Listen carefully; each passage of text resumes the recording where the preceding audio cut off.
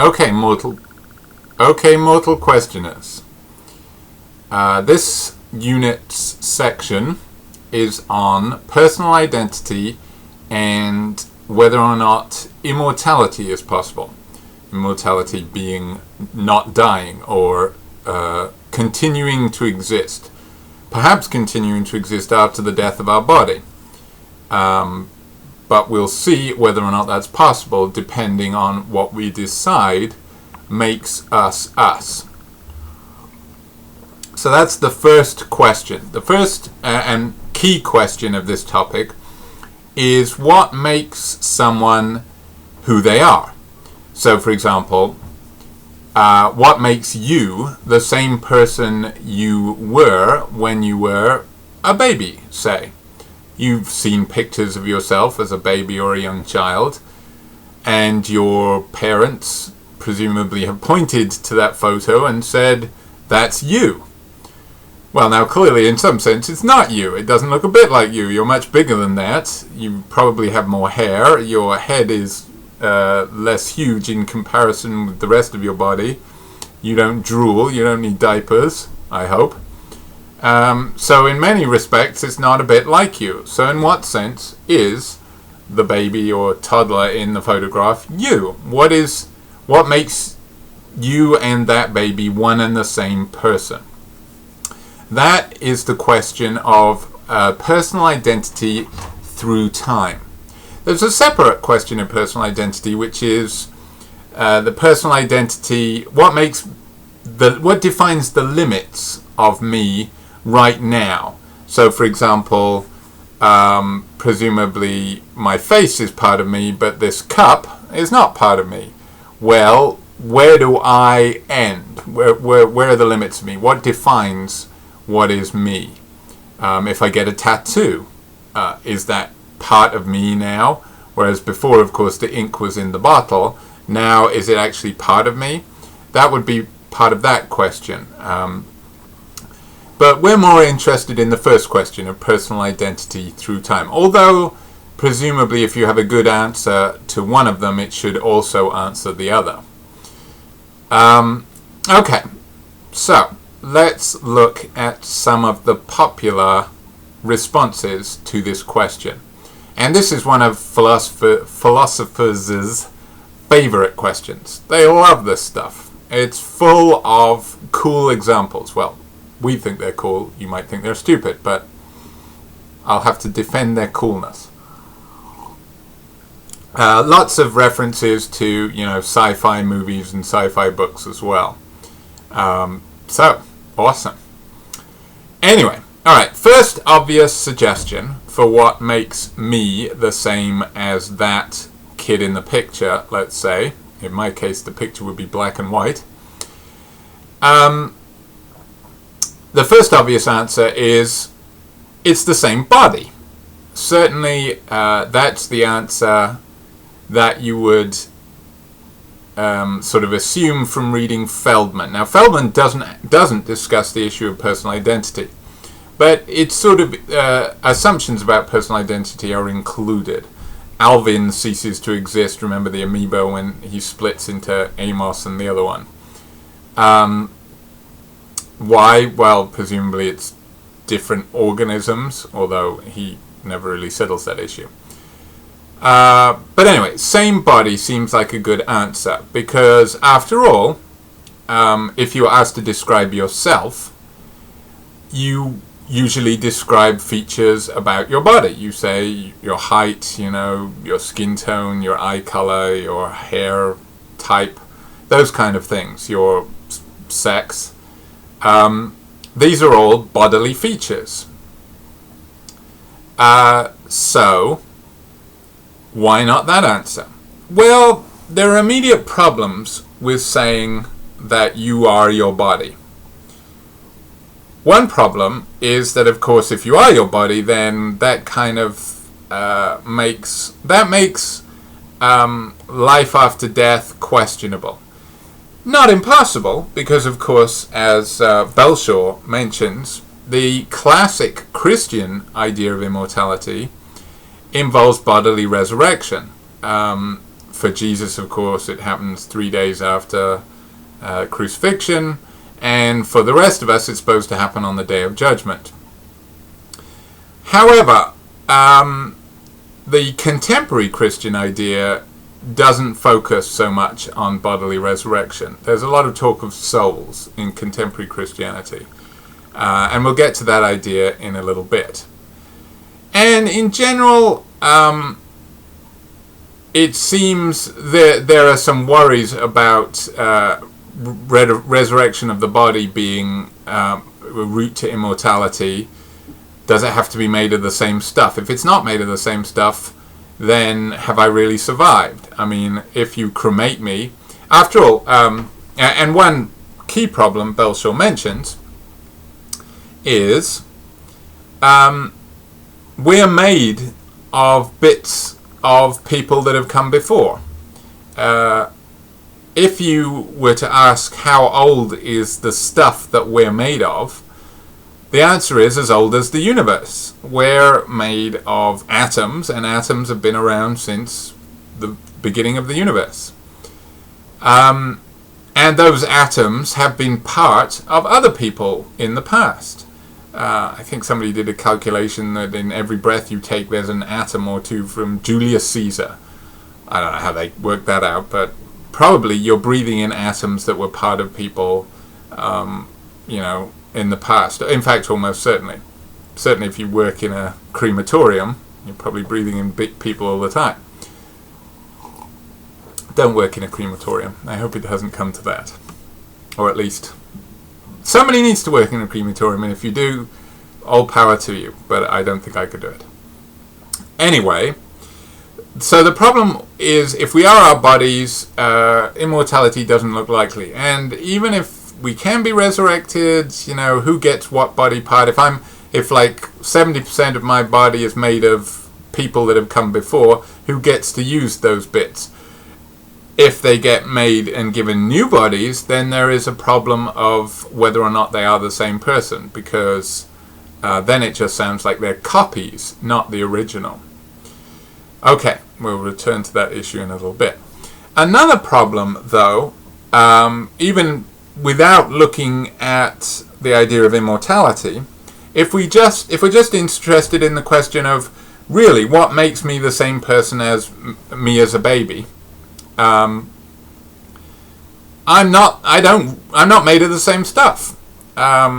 There's another statistic which is almost certainly bogus, but it's one that a lot of people have heard. Something like 80% of household dust is human skin. Did you know that? Gross, huh? Fortunately, there's tons of microorganisms that love to chow down on human skin, so they get to clean it up for us. But yes, we shed skin cells all the time. And another statistic, which again is bogus, but you probably heard it. I heard it many times. We replace every cell in our body every 7 years or something like that. So, given that the baby me is far more than 7 years ago, I don't share any of the same cells as with that baby. So in what sense am I the same body? It seems like I'm not the same body. So if I now am this body, well then it sounds like I'm not the same person, the same being as that baby, because this body doesn't share any cells with the stuff that baby is made of. I'm pointing as if there's a photo of me over there. There isn't, but you can pretend. Maybe I can Photoshop it in later. Now, does that mean that we can't be our bodies? That rules out what is sometimes called the body theory of personal identity? Well, not so fast. Because it would rule out a simplistic body theory. A simplistic body theory would say you're the same, one thing is the same as another thing at a different time if they're made of exactly the same stuff. Well, if that's your theory, then clearly you don't have the same body. You're not the same thing as you as a baby. But you can give a more sophisticated definition of the body theory. And to do that, people talk about ships. Belshaw talks a lot about ships.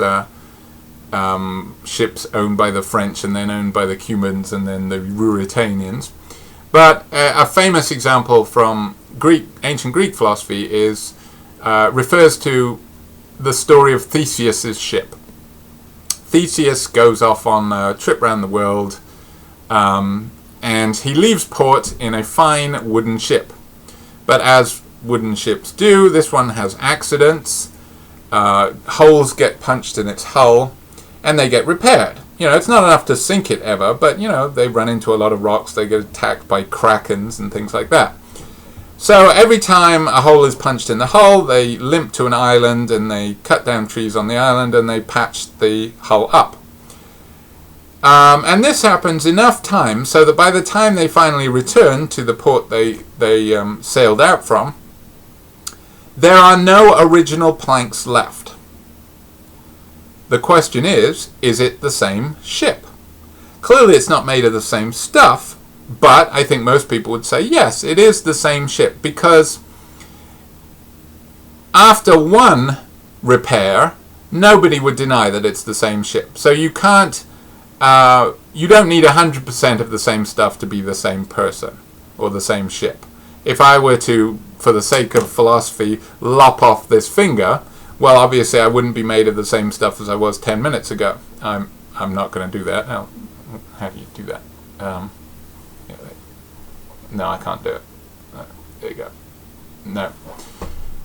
I'm not going to lop off my finger, but if I did, I would still be the same person. I would be very stupid, but I would still be the same person despite being made of less stuff.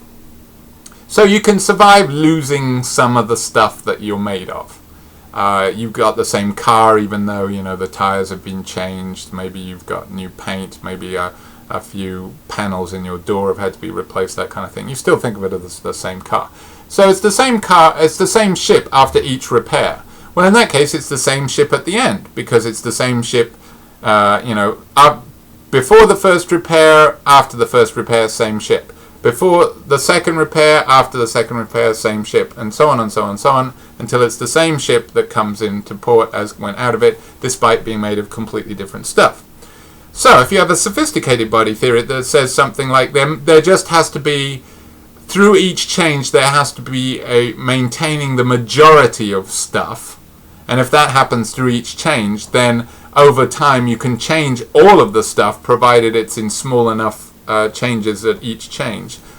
If that's your body theory, then yes, you could be the same entity, same person as the baby, because you slowly changed from that baby by very slow process of growth and changed. You never changed 50% of your cells in one fell sweep. That's never happened. So you continue to be have the same body as that baby, even though you don't share the same cells with that baby. It's been a continuous process of growth into where you are now. That would be a sophisticated body theory that would allow you to be the same person because you've got the same body as that baby.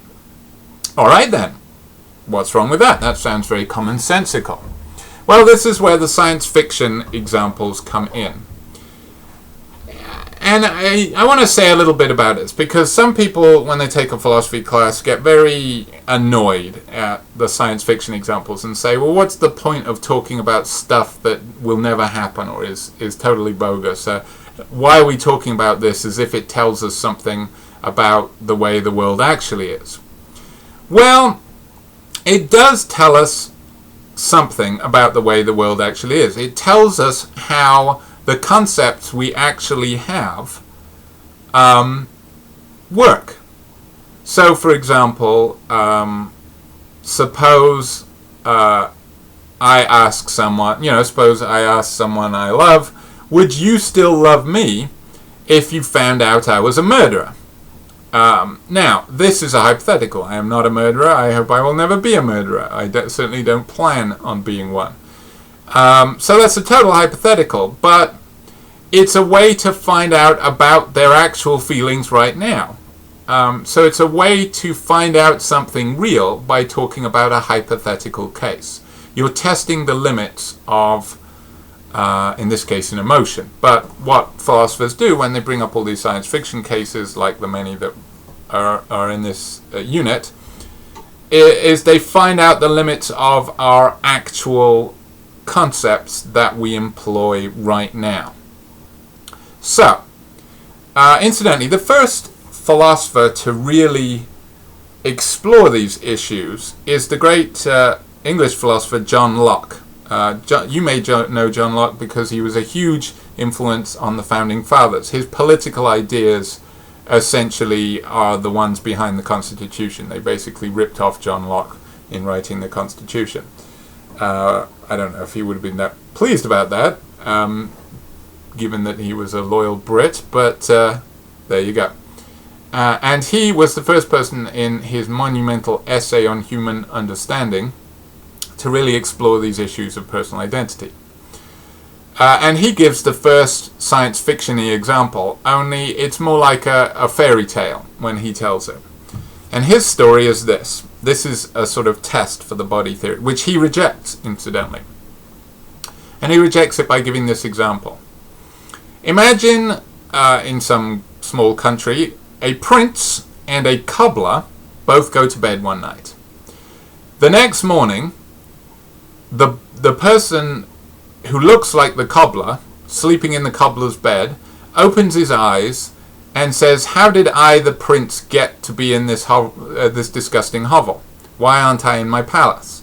Meanwhile, the person in the prince's bed, who looks like the prince, opens his eyes and say, "What happened? I went to sleep in my bed in my disgusting cobbler's hovel, and here I am in this fancy pants place. What happens if I get caught?"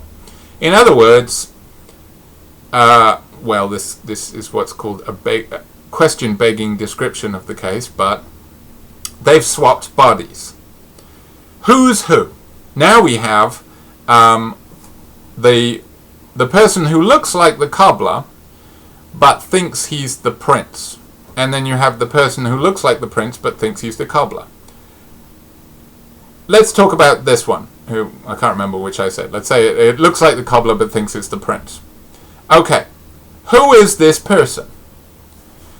Here are your options. 1, it's neither of them. It's neither the prince nor the cobbler. It looks like the cobbler but thinks he's the prince. Does that seem like a good option? If it's neither of them, what happened to them both? They've just vanished. And if you ask this person, he's going to say, "I'm the prince. I just look differently. I don't know why. At least I didn't turn into a frog this time." Okay. So neither doesn't seem like a very good option. How about we say both? Well, you can't be two people at once. Even those cases of split personality, which, by the way, were only ever recorded in America, and a lot of people think they're bogus. But even those cases of split personality, like Sybil was a famous case that is admitted that it was totally fake. They're never more than one person at once. It doesn't seem like it's two people. And if you ask it and say, "Are you two people?" they would say, "No, I'm the prince. I'm not two people, I'm one person." Okay. Then your other options are either it's the prince, which is what the mind theory, you might say, would say, or it's the cobbler, which is what the body theory would say. The body theory says it's the cobbler, obviously, because it has the cobbler's body. But what do you say? What do you think? And just about everybody who encounters this case says it's the prince. Goes with what the person themselves would say. It's the prince in the cobbler's body, but that person is now the prince.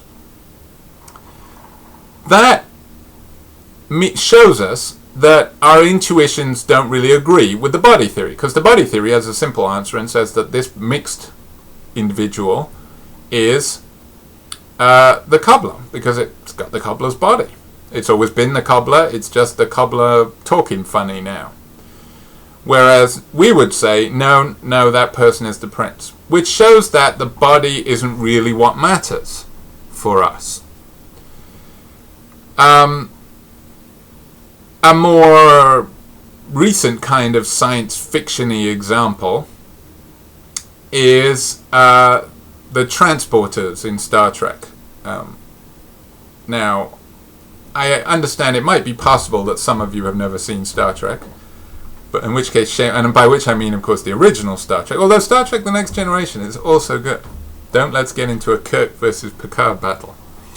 But the original Star Trek show from the 60s basically introduced the idea of transporters.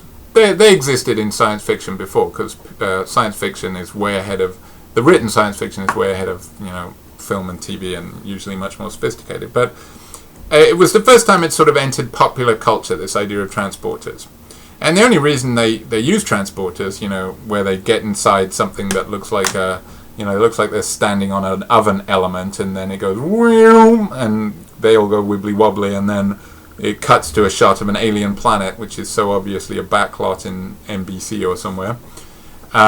And, they appear on the surface of the planet. And we call it teleporting now. The only reason they did that is because they wanted to save on special effects. The original idea was to have a shuttlecraft come out of the Entercraft and land on there, but that would have taken way too much time and model, so they just said, let's use transporters. But this idea of a transporter is now, caught on in the popular imagination, so that it seems like a really cool idea. And imagine they invent one so that you could enter a booth here in downtown Flint and press a button and be in Hawaii. You press a button, you enter the booth, enter Hawaii, press the button, and there's this sort of effect, and then you're looking out on a beach in Hawaii, and you think, awesome. Would you use it? Well, not if you're a body theorist, because let's say the way that this works is when you get in the booth in Flint, it scans you and destroys you at the same time. So it scans your body, recording the location of every single atom in your body, and then transmits that information wirelessly to the booth in Hawaii, but it dismantles you at the same time. So it pulls you apart into your component atoms. Now, it can't shove the atoms down a wire, so the atoms that you're made of stay in Flint. They get recycled, they're used next time. Meanwhile, there's a stock of atoms in Hawaii, they have atoms too, and they use them to remake you on the other side. So basically, the thing that gets sent from Flint to Hawaii is just information about your blueprint, as it were, and then you're reconstructed in Hawaii. Would you use it? Well, again, clearly if you're a body theorist, you wouldn't, because you're completely new. Even the sophisticated body theory can't say that you're the same person, because you're not even made of one atom the same when you arrive in Hawaii as you were in Flint. You don't share a single atom.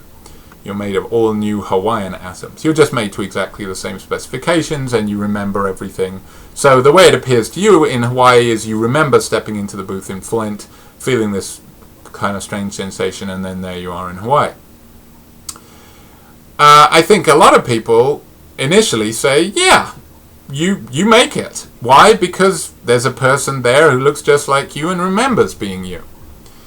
Alright, so much the worse for the body theory. It seems like our intuitions, when we are asked to choose between body and something to do with the mind, we go with the mind. So the body theory looks like it falls to the wayside. But don't worry, the body theory gets its revenge later on, in the person of a famous philosopher. Again, no philosophers are famous, but amongst philosophers, a British philosopher called Bernard Williams was a dogged body theorist and came up with some clever examples, at least one of which is referred to in Belshore, and we'll get to that in a second. But for now, we've moved past the body theory, and we need an alternative. If it's not the body, what is it? Well, it's the mind. What's the mind? One classic answer that dates back at least to Plato, 300 odd years BC, is that we have non-material souls. We have non-material souls that in some way are connected with our bodies, and they are what is really us. Now, the good thing about souls is there's a possibility, and this is what Plato believed, that they can continue to exist after the death of our body. So, our bodies die and get cremated. Incidentally, as Belshaw points out, because classic Christianity is committed to the idea of bodily resurrection, in classic Christianity, cremation was a definite no-no, because you didn't want to destroy the body that way, because it had to be used again when you were resurrected. But nowadays, probably because the idea of the soul has caught on, a lot of people think under Platonic influence, Christians are perfectly okay with cremation, because you don't need your body anymore. Your soul is what's you. And maybe your soul can inhabit a new body. If your soul inhabits a new body, then what you've got is some kind of reincarnation, as, for example, Hindus ascribe to. Buddhists also ascribe to resurrection, but they, rather confusingly, they don't believe in souls. So it's not clear how you survive the death of your body. I've never understood it anyway. But in Hindu thought, you have a soul and it can be reincarnated. It can be shoved into a cockroach if you've been bad enough in this life. Alright. So let's look at this idea of soul, because this is a cheerful thought. We know horrible things happen to bodies when they die. They go all squishy and smelly, or they get cremated. It would be nice if we escape that fate, because by not being bodies. Well, the soul is not a popular theory anymore. The last great philosopher to really defend it was René Descartes in the 16th century, so that's been a while.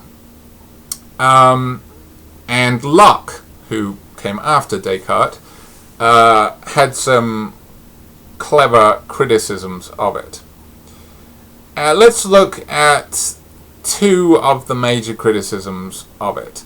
Weyrob in the Perry dialogue, Weyrob is the one who's on her deathbed because she's a philosophy professor who got into a motorcycle accident, and she attacks the soul theory fairly viciously that's suggested by her clergyman friend Miller.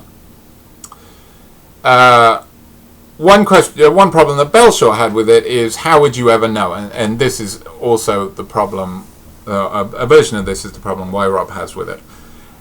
People think they have souls. Okay, prove it. Prove you have a soul. What's your evidence you have a soul? Do we have a soulometer? Do we have a little thing that goes woo when it's pointing at a soul? No, we don't. Some people claim to be able to see auras, but a very clever teenager, actually she might have been 12 or something, there is actually a profession where people heal your aura. They come and wave their hands over you and then they charge you for it. If someone ever tries to do that to you, remind them that their theory was pretty conclusively debunked by a child when she tested people who claimed to be able to see auras by, she got this wooden panel with sort of gloves coming out the other side, and she put her hand in one of the gloves and said first she asked, can you see auras through material? And of course they'd have to say yes, because people wear clothes all the time. She says, okay, then you should be able to see it through the material these gloves are made of. And she asked them to tell her which gloves she was putting her hand in, if they could see the aura, and they got it worse than you would have by randomly guessing. So that's bogus. And there is no such thing as a soulometer. The reason why people believe in souls is because it's either for some reason like they're vitalists, if you remember that chapter of Feldman, who said, like the Aristotelian theory, that a soul is what makes things alive. And we saw that there was definitely a problem with that theory. Or they just want to believe that we're going to outlive the death of our body. But there is no way to test that we have. Souls are very ill-defined. So that's one problem, the empirical problem. How would you know that souls even exist? The second problem is more serious than that. Even if they did exist, it's not clear that they would be us. Consider, for example, the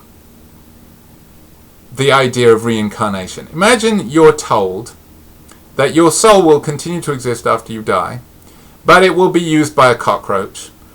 And a cockroach that thinks like a cockroach, doesn't think, oh my god, I'm a person, like Gregor Samsa in the Kafka story, The Metamorphosis. It's a cockroach. It has cockroach thoughts. And has no memories of being you. Have you really survived? Your soul has survived, but have you?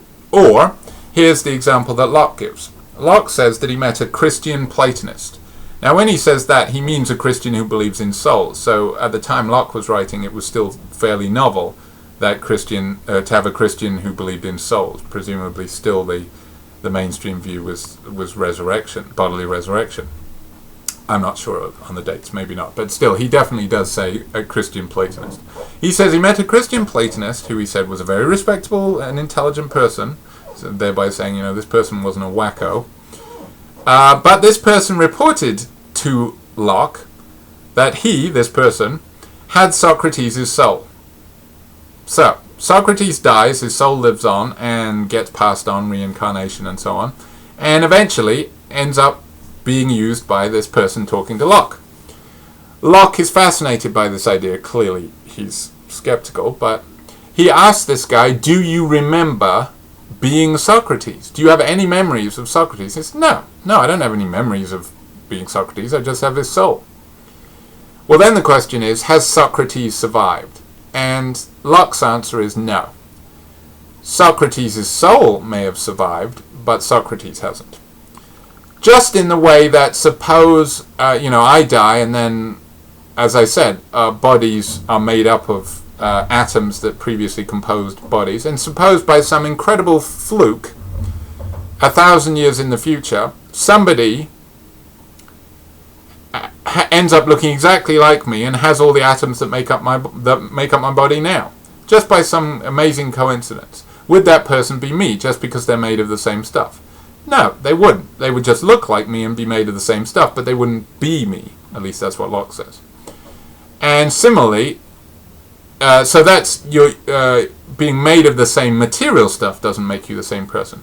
And Locke says being made of the same soul stuff doesn't make you the same person. If you were told after your death all your memories will be wiped from your soul, think of your soul as like a thumb drive. Think of your soul as like one of these. And your memories are the files stored on this, like the papers that always get lost just before you have to submit them, according to you anyway. So your memories are the information stored on that. Well, imagine this gets wiped clean. Do you survive? Locke says no, because according to him, you are not the thumb drive, you are the information on the thumb drive. And this is sometimes called the memory view. And after Locke argued for it, it became very influential. So, we've looked at the body theory and the soul theory. Both of these are substance theories. They say we are the stuff we're made on. The first one says the stuff we're made on is material. The second one says the stuff we're made of is solely immaterial. Locke says it's neither of these, it's memories. So, I am the same person as a previous person if I remember being that person. Call that the memory view. And now I've called that in your paper topic also the mind view, but I'm going to refer to it as the memory view now. All right, so there's an answer. I'm the same person as me 10 years ago, let's say, obviously, because I remember doing stuff as that person. I remember what it was like to be that person, and so on. That's the memory view. Now, does this allow for immortality? Well, possibly. Because, I could die, my body could rot, but maybe they can preserve my memories. Maybe my memories get transplanted into a heavenly body by God. If so, great.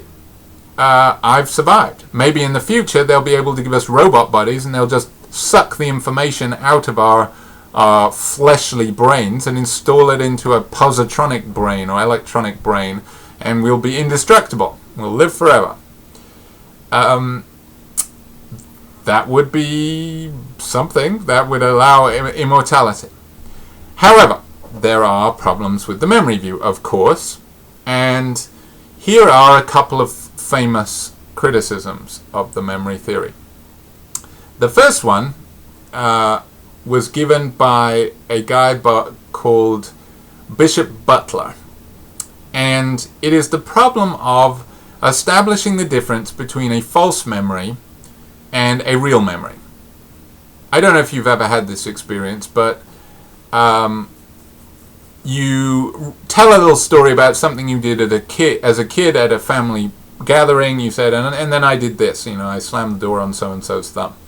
And then a sibling of yours said, you didn't do that, that was me that did that. In other words, one of you has a false memory of doing that. Only one of you did whatever it is, slammed the door on somebody's thumb, or set fire to the cat or whatever. But both of you remember it. Now, which of you did it? Well, on the simplistic memory view, you both did. Why? Because you both remember it, and you are what you remember.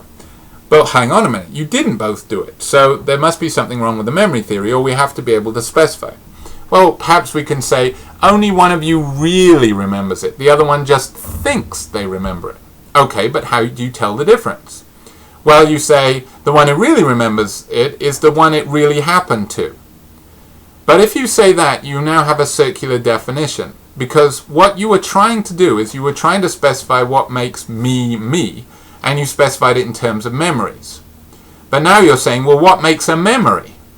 A memory is a mental event that really happened to me, as opposed to a false memory, which is a mental event which didn't really happen to me. But now you're trying to define me in terms of memories, but now your definition of memory is in terms of you. So you've got a circle. I am my memories, and my memories are the things that happen to me, who is my memories, which are things that happen to me. You're trying to pull yourself up by your bootstraps. That's called circular definition. And it's illegitimate. You can't escape from that circle. That was Bishop Butler's criticism. It would be okay if we never got false memories, but we do. The other one is a Scottish philosopher called Thomas Reid came up with this one, and it's let me illustrate with some figures here. Okay. Thomas Reid used the example of a General Gumby, a soldier, a young soldier Jesus in this case, and a small boy, Spider-Man in this case. Okay, so the General, these are just figures that I happen to have in my office, don't ask me why. The General remembers being a brave soldier and capturing a flag in a military campaign, through bravery. So, by the memory theory, the General is the same person as the young soldier. Good, so far the memory theory is working. Now, the young soldier remembered being a boy who was naughty and stole apples from an orchard that didn't belong to him and got a thrashing for doing that. So, the soldier is the same as the boy. So far, so good. The trouble is, of course, is that the General has forgotten being the boy. So, on the memory theory, the General is not the same person as the boy, because there's no memory connection. And the memory theory says you are the same person if and only if you can remember being them. So, according to the memory theory, we have to say that the General is not the same as the boy. But, if the General is the same as the soldier, and the soldier is the same as the boy, then by what's the name of that mathematical function where, if A equals B and B equals C, then A equals C. It has to be the case. Our conception of identity tells us if these two are the same and these two are the same, then these two have to be the same. If A equals B and B equals C, then A has to equal C. But on the memory theory, they don't. So it's a problem for the memory theory. The memory theory breaks down. All right.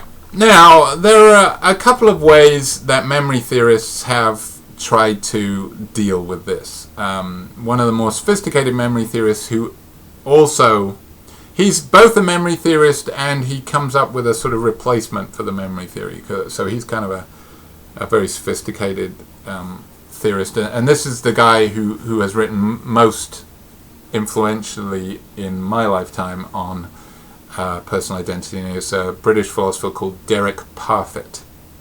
And he has answers to both those problems. But we don't have to go into them right here. It's just worth noticing that there are a couple of issues with it. Perhaps the most serious, though, is the problem of duplication. And that comes up in both of the readings that you have to do a couple of times. But let me give you my version of a science fiction story to illustrate the problem. Let's go back to the teleporter where you get in the booth in Flint and you press the button and you step out on a beach in Hawaii. Great. You do it. We'd all do it. It's, let's say it's free. It's a new feature of the brand new farmers market that's opened in downtown Flint. Okay, so you've used this a few times. You get in, and you get out, so you're perfectly used to this. And you're used to the process of getting in, pressing the button, and arriving in the new place, and everything's fine. Alright, so you decide today I want to go visit the Great Wall of China. And what's good about these things is you type in the coordinates, and then there's a TV screen in front of you that shows you your destination. So you get in, you type in Great Wall of China, you press the button, and as usual you feel the tingling sensation, but you're still here in Flint. What happened?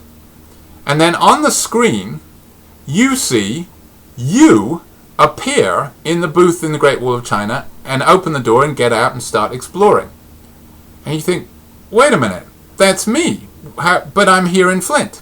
And then this red light on the control panel starts flashing and it says, alert, temporary malfunction of destructor beam.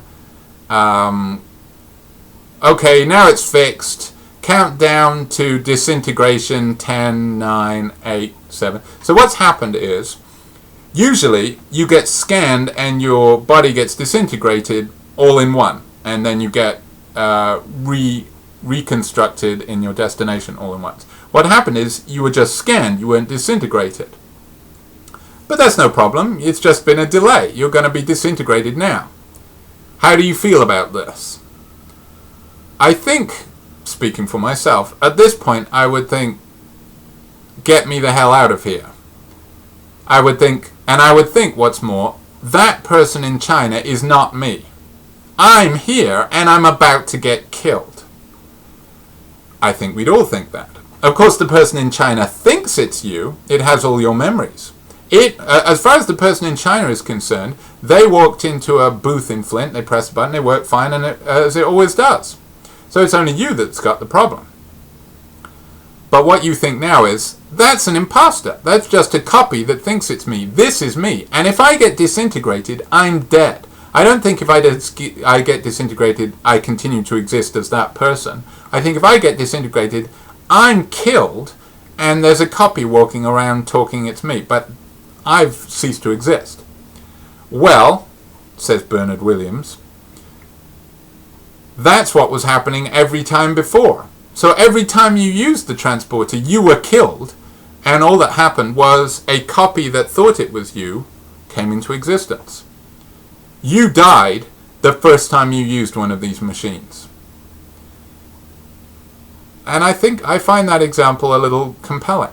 But it's bad news for using the memory theory for immortality. And Weyrauch does a good job of pointing this out. Because the memory theory allowed the possibility of immortality where my body dies but my memories are saved and God makes a perfect copy of me in heaven and implants my memories in them. But now it looks like that wouldn't be me. Even if it has my memories, it wouldn't be me. It would just be a copy who thinks it's me. I would be gone. And to illustrate this all the more, imagine, and this is what Weyrauch says, imagine God makes two of them. They both have exactly the same memories. Why not? If he could make a perfect copy of you, he can make several perfect copies of you. But which one of them is you? They all have exactly the same claim. And now it looks like none of them are you. They're just copies that think they're you. If you haven't seen the classic 80s, I think it was like 1980, science fiction movie Blade Runner, you should check it out. It's one of Harrison Ford's more moody works, and it's by the director, by Ridley Scott, who's famous for a bunch of stuff now, like Gladiator and the original Alien, which is still the best one. He made this movie right after Alien, and it's like the best 1-2 punch in science fiction movies ever. But Blade Runner is based on a novel by... There's an unfortunately named science fiction writer who does a whole ton of amazing stories on the idea of personal identity. So, for example, Total Recall, the good Arnold Schwarzenegger one, we'll forget about the remake. That's based on a story by this guy. Well, this guy, as I said, unfortunately named, his name is Philip K. Dick. He wrote this novel called Do Androids Dream of Electric Sheep, which wisely they retitled and they called it Blade Runner. But the basic plot is there's all these what are called replicants that look exactly like humans, but they're basically robots. They're made out of synthetic flesh, and they've gotten loose, and Harrison Ford has to go around killing them, assassinating them, because they mustn't be allowed to live. But there's all these questions about, well, why mustn't they be allowed to live? Why aren't they as much people as we are? But there's also, he meets the secretary of this company and finds out that she's a replicant and she doesn't know it. And then he breaks it to her that she's a replicant, and she says, but that can't be right, because I've got memories of being a child, and replicants, they're made as adults. And he said, yeah, let me tell you about your memories. And he tells her a memory that she never told anybody. So the only way he could know it is if it was implanted in her. So she finds out that what she thought were her memories were in fact false ones implanted in her. And they were the memories of the niece of the owner of the robot company. Well, is she the niece? No, she's a copy. And the same thing would be true of this replica of me in heaven, or this person who walks out of the booth on the Great Wall of China. So, that seems to threaten the memory theory of personal identity, which is not a substance theory, it's what's called a relational theory. That is, this person over here, the General Gumby, is the same person as this child if General Gumby has this relation of remembering being the child. Not made of the same stuff, soul or body, but relational. But the memory theory seems to have its problems too. Now, both of those criticisms, the duplicate and my transporter example, they undermine the idea that this person could be me by saying what happens if there are two of them. So in the transporter case, what really threatens the idea that this person in China is me is as if there's another one still existing in Flint. Whereas before, when there wasn't one existing in Flint, we had no problem in saying that that person in China was me. So the way this criticism works is it says, well, look, if there's two of them, then we don't think the one in China is me. But if there's one of them, we think that the one in China is me. But it can't, whether or not the one in China is me can't depend on the existence of this other being. It has to depend on features of itself. But given that it does depend on whether or not this other version exists, whether or not I exist in Flint or I've been destroyed, given that our intuitions about whether or not this person on the Great Wall of China is me does depend on whether or not this other version exists, then clearly this person can't be me. A final suggestion by the philosopher Robert Nozick is the closest continua theory, which Belshaw talks about at the end of chapter 7, which says, who cares if there's another copy? We just go by whichever one's closest. If one of you is closest or has more of a claim, then it doesn't matter that the other exists. So, for example, if there's two of us, one in Flint and one on the Great Wall of China, then the one in Flint has more of a claim simply because it's made out of the same stuff. Okay, so that gets to be me. And the one in China comes home to discover, oh, sorry, it doesn't own any of the things it thinks it owns, and it's not married, and it doesn't have kids, because all of those belong to someone who stayed in Flint. So it'd be a bit of a shock to come home from holiday and find out that you're just a copy, and that you don't have any of the things that you thought you did. But according to Nozick's theory, well, too bad for you.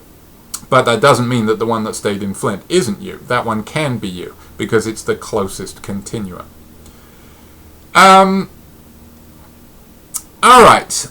Let's see. Oh yeah. There's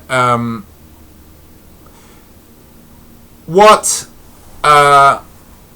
the philosopher Bernard Williams wanted to establish is that these transporter examples don't really work in favor of a memory theory. So he wanted to say, so we should go back to the body theory, because the body theory isn't subject to these duplication problems. But as Belshaw shows, and in fact Parfit showed in response to Williams, even the body theory can have duplication problems. And Belshaw shows that in his example on page 100 of the knockouts, where Ken and Joe knock each other senseless. Basically, they destroy each other's brains. Henry gets his body trampled. So they cut Henry's brain in half. And this is actually true, by the way. This is a rather creepy fact about our brains. There are 2 seats of consciousness in our brains.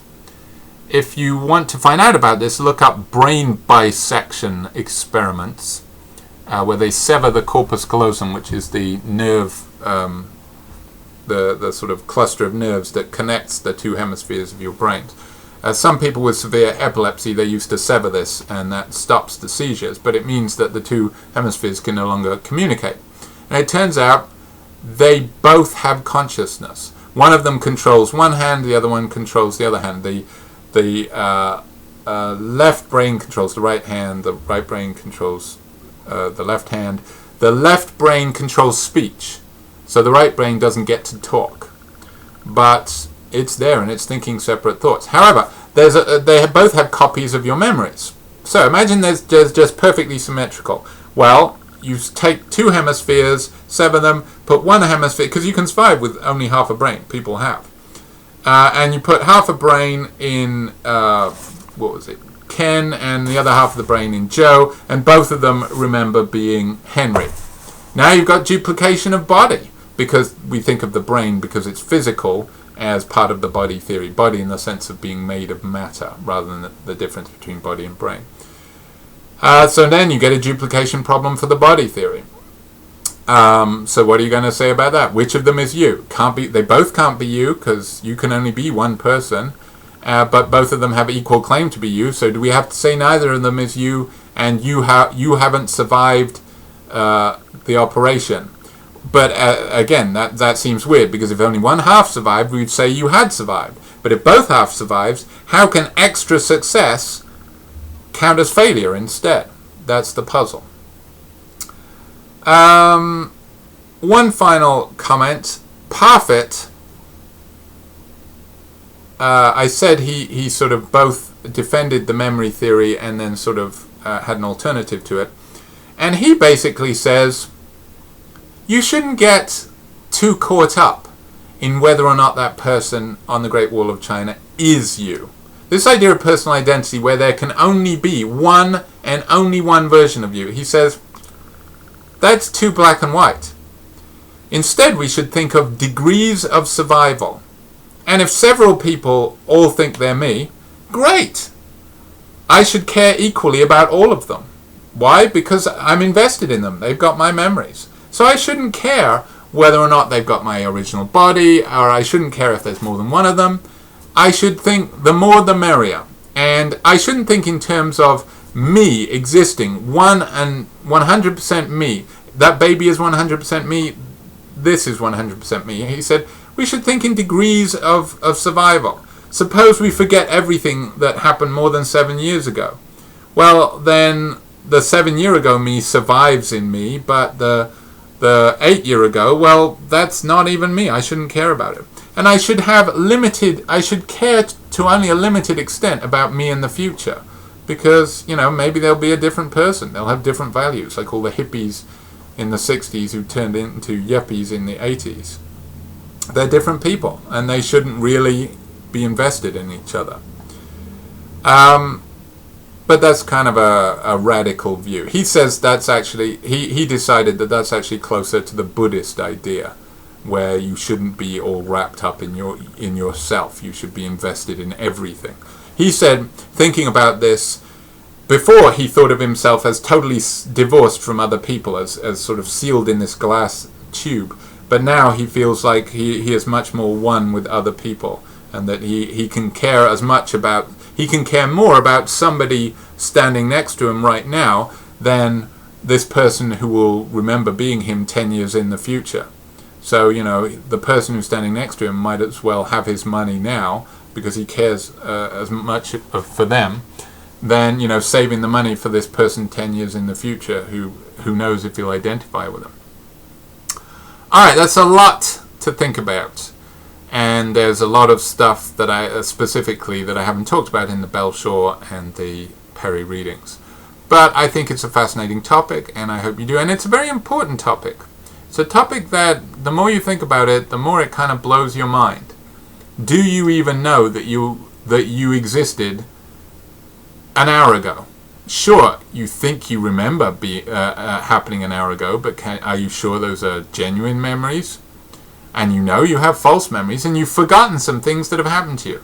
I mean, you forget huge swathes of your life. You don't even remember any of the time you were asleep, and you don't remember any of the time doing things that you do regularly, like driving. If you drive the same route to work, you won't remember, unless you see an accident or something. 90% of those drives you will totally forget. Does that mean it didn't happen to you because you don't remember it? Well, the memory view seems to suggest that. But the body and the soul theory have equally serious problems with them. Alright, chew on that. Talk to you next time.